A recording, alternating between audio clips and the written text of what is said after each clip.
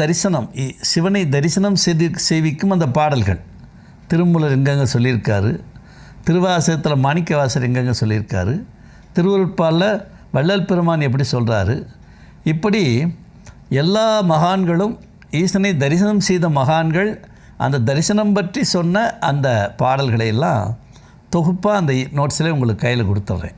அதை மனப்பாடம் பண்ணிவிட்டு நீங்கள் அதை அனலைஸ் பண்ணிங்கனாலே உங்களுக்கு அந்த தரிசன நுட்பங்கள் தெரிய ஆரம்பிச்சிடும்.